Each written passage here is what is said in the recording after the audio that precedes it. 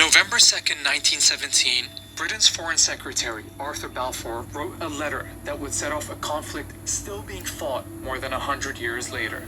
His Majesty's government view with favour the establishment in Palestine of a national home for the Jewish people and will use their best endeavours to facilitate the achievement of this object. When Balfour wrote of his government's intent to create a Jewish homeland in Palestine, 90% of the people living there were not Jewish. Just 31 years later, most of them were gone. כמה אתה חושב אנשים הרגת ככה? לא ספרתי. אני לא יכול לדעת בחיי. היה לי מקלע עם 250 כדורים. This is the story of the British promise that led to the destruction of Palestine and the creation of the State of Israel.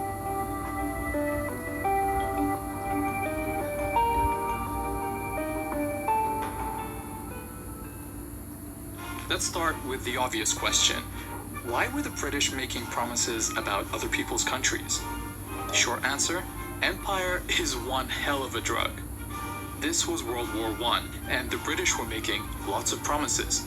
In addition to promising a Jewish homeland in Palestine, they promised Arab leaders independence if they rose up against Britain's enemy, the Ottoman Empire.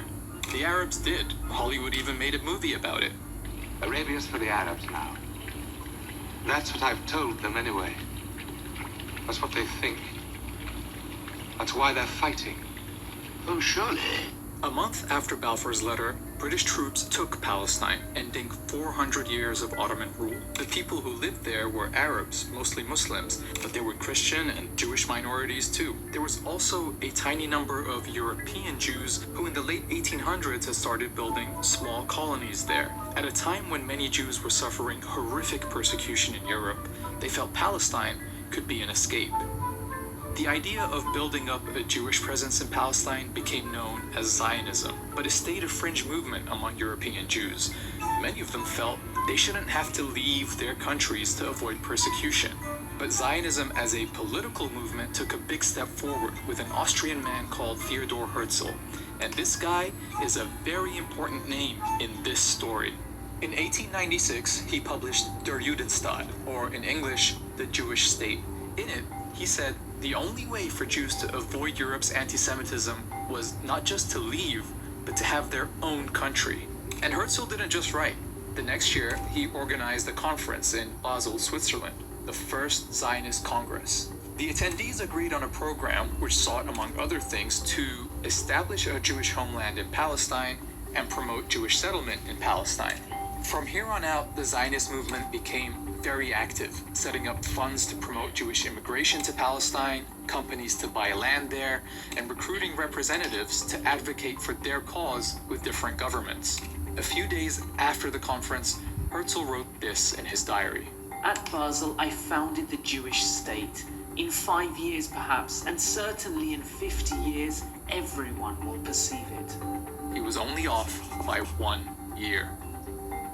Okay, so that is a lot of history, but it's important because the Zionist movement is a critical part of the story going forward, especially after it found a friend in the British government, where a lot of high-ranking officials supported Zionism, sometimes for unexpected reasons. Prime Minister Lloyd George, for example, was a Christian zealot who believed gathering the Jewish people in Palestine would bring Jesus Christ back to earth. Others, like Balfour, believed that getting the Jewish people out of Europe and into their own country would be a good thing.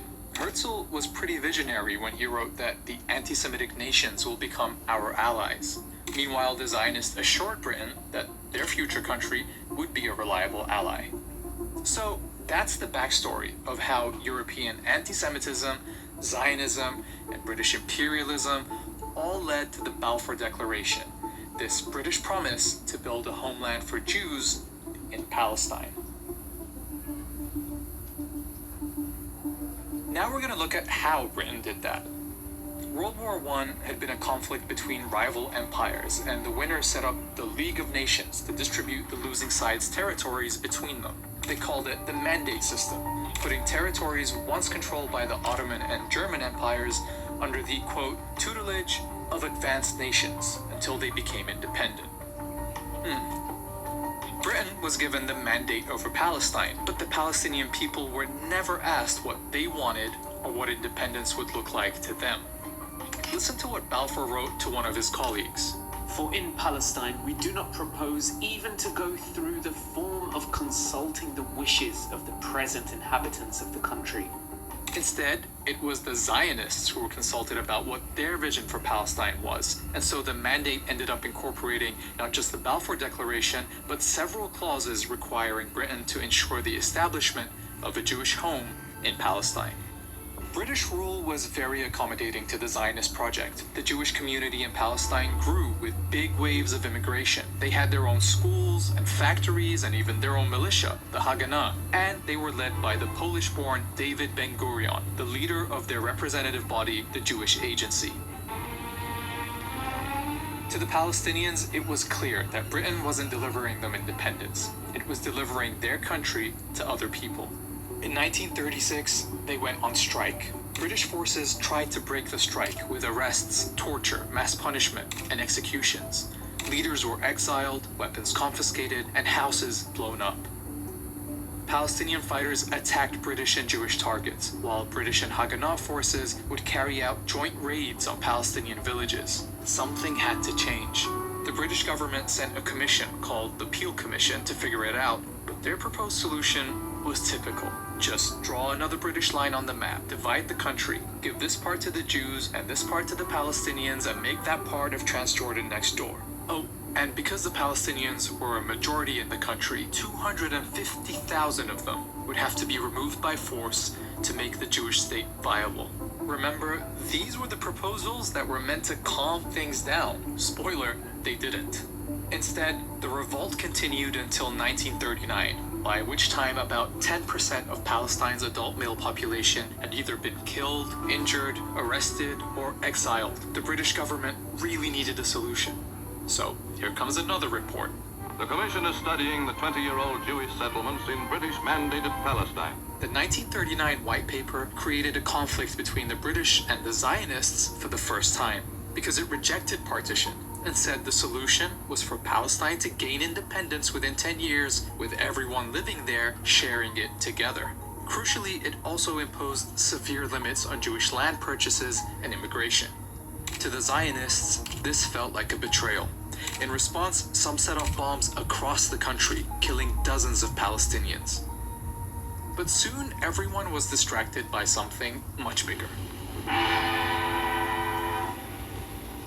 More than 60 million people were killed in World War II, including 6 million Jews murdered in Nazi death camps. Jewish survivors fled Europe, with a large number of them trying to find safety in Palestine despite the British limit on Jewish immigration. This set off a more direct confrontation between the Zionists and the British, with Palestinians often targeted as well. The Zionists knew two things. Militarily, they were stronger than the Palestinians, and Britain was exhausted by World War II, so it wouldn't have the stomach to keep fighting in Palestine. They were right. In 1947, after 30 years of occupation, Britain announced it was quitting Palestine and asked the newly formed United Nations to clean up its mess. Alright, 1947 and 1948 are the most pivotal years in this story. So let's take a look at how things are lining up. During British rule, Jews had gone from 10% to 30% of the population and owned about 6% of the land. Under Ben-Gurion's leadership, the Jewish Agency was pretty much functioning as a government for the Jewish community. And the Zionist militias had tens of thousands of soldiers, modern weapons, and officers who'd already fought in World War II. On the other side, the Palestinians hadn't been allowed to develop their own administration or military. But as they waited for the UN solution, they were still the majority all over the country. In November 1947, the UN, then only made up of a fraction of the world's countries, voted to partition Palestine. This plan marked off 55% of the country for a Jewish state, but the UN never explained how it could be a Jewish state when half the people in its territory were Palestinian.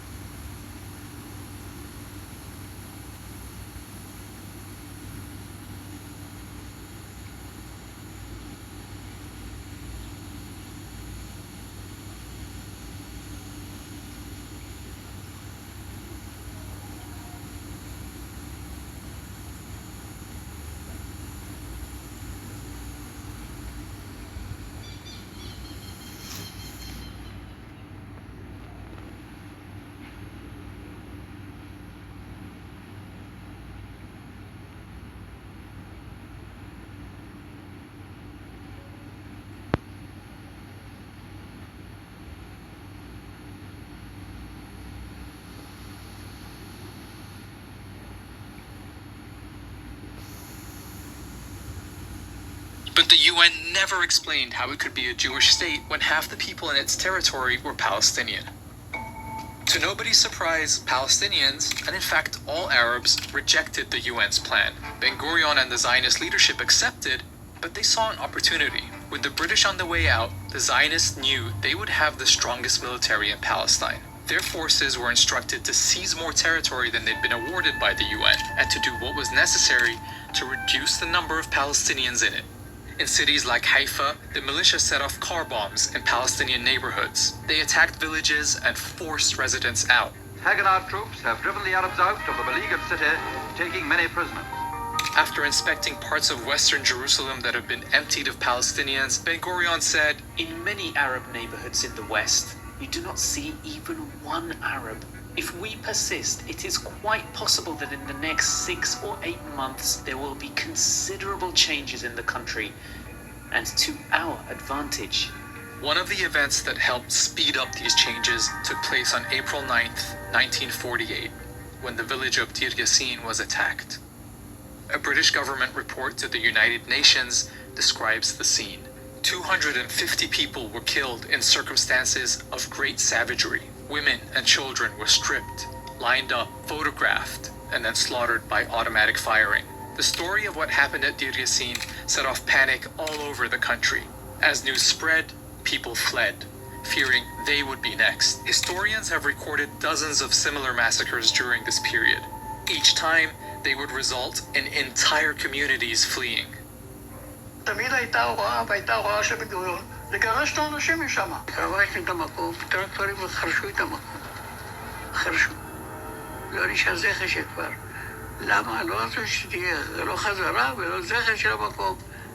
By the time Britain ended its mandate on May 15th, 1948, 250,000 Palestinians had fled.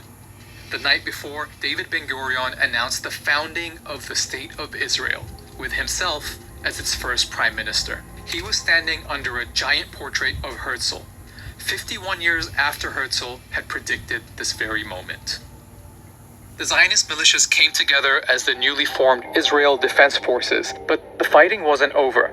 With the British out of the way, soldiers from several Arab countries entered Palestine. But the Israeli army was better equipped, better organized, and unlike the Arab armies, had a unified command and backing from several European countries. Israeli forces pushed into places that the UN had assigned to the Palestinian state, like the towns of Lidda and Ramle. 50,000 people were forced to flee from there, many on foot, in what became known as the Lidda Death March.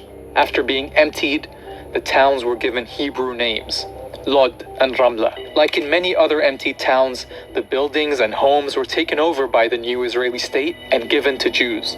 By the time the UN secured an armistice, 3/4 of the Palestinian people had become refugees. In Arabic, they call this the Nakba, literally the catastrophe. The new state of Israel made up 78% of what had been Palestine. The remaining parts were annexed by Jordan or taken over by Egypt. A year later, the UN passed a resolution calling for all Palestinian refugees to be allowed to return home. They never have been. Palestine had been erased. In the decades since, attempts to resolve this conflict have again tried to partition the land. With each successive attempt, the territory offered to Palestinians in their historic homeland shrinks even more. Ironically, Israel is still struggling to maintain the population advantage it gained in 1948 when it forced all those people out, because in 1967, it occupied the West Bank and Gaza, bringing all the Palestinians living there under its rule. And so today, the population of Jews and non-Jews in this land is roughly equal. But those living under occupation have no rights, no citizenship, and no prospect of independence. The Nakba-era tactics of settlement, home demolitions, and expulsion are still used against them.